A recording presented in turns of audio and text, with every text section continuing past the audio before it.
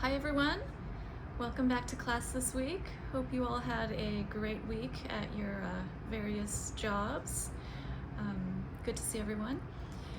Today we are going to be talking about passive voice in our business writing. So I'm not sure if this is a term that you all have heard before in your English grammar courses.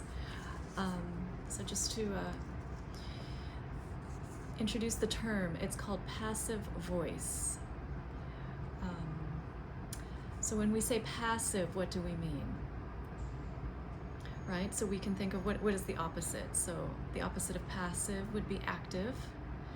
So if we're saying we're the opposite of active when we are not using our voice when we write, but literally, but when we are trying to convey our feelings, emotions, or thoughts in a passive, non-active way, what does that mean? So just kind of keep that in mind, and I think maybe the best way for me to show you this writing technique is to give you some examples.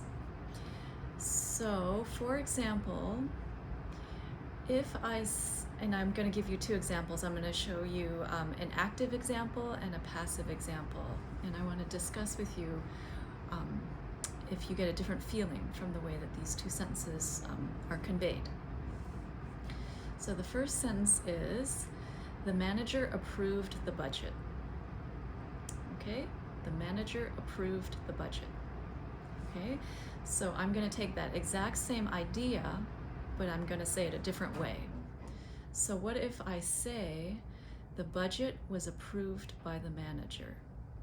The budget was approved by the manager.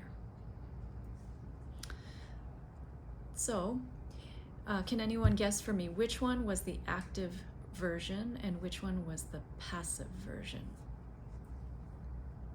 Okay, so the first one was the manager approved the budget. The second one is the budget was approved by the manager.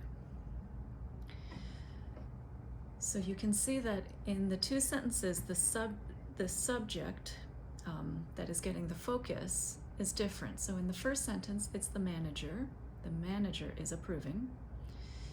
In the other sentence, it's the budget that is getting approved by the manager. Okay, so you can see in one, the focus is the manager, in the other, the focus is the budget. So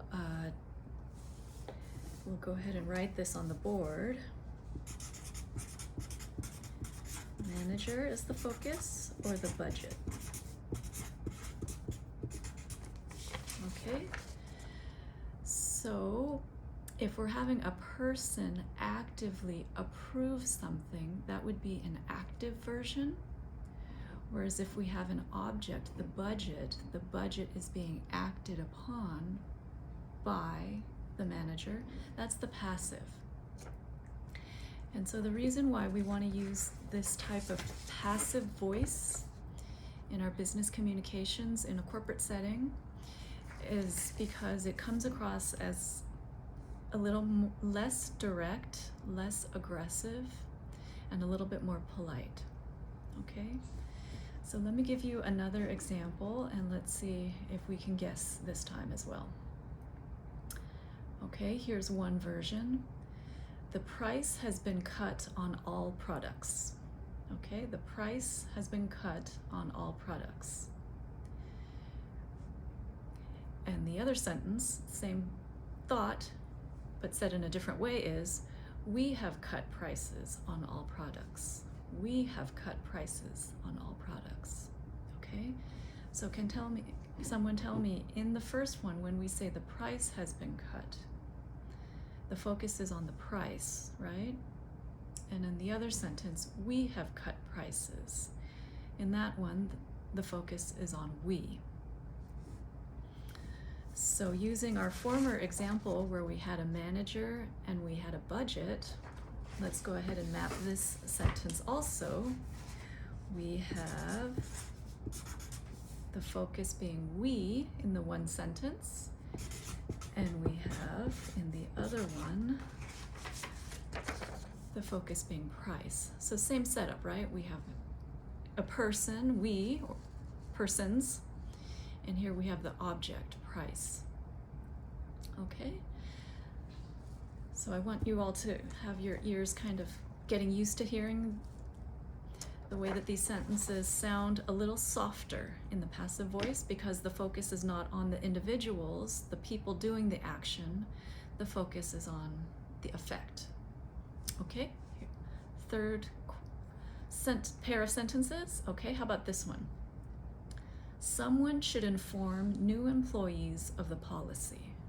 Someone should inform new employees of the policy. Okay?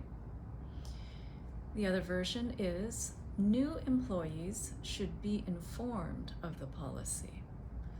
New employees should be informed of the policy. Okay?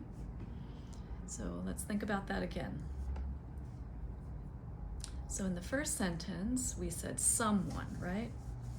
So once again, we have someone. Someone is the focus. Someone needs to inform.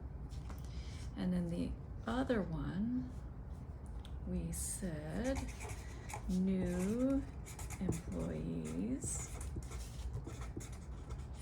should be. Okay?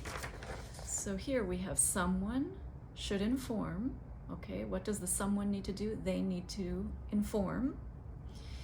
In the other version, we have new employees should be informed.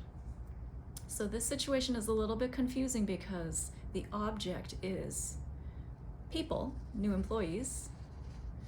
But in this situation, we're not asking the new employees to do anything. We're saying this group needs to have something done to them. So new employees should be informed. That's passive voice. Okay? Good. Does anybody have any questions on that? And can I have someone volunteer to give me sample sentences, one with active and one with passive?